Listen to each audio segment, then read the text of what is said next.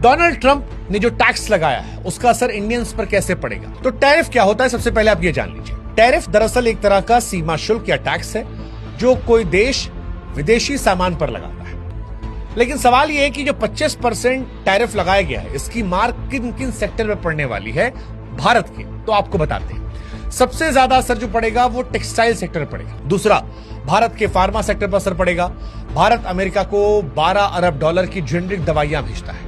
अब अगर अमेरिका इन्हें महंगे दाम पर खरीदेगा तो लाजमी है कि ऑर्डर घटेगा, कंपनियों को घाटा होगा। तीसरा, रत्न आभूषण सेक्टर जो 9 अरब डॉलर का है, इससे भी झटका लेगा। ऑटो पार्ट्स और रसायन सेक्टर में असर पड़ेगा। इसके अलावा कृषि क्षेत्र, वहां भी समस्या आएगी। अब अगर बात आम आदमी की जाए हिंदुस्तान के अंदर, तो आपकी जेब पर भी साहब असर पड़ेगा ट्रंप साहब के फैसले से।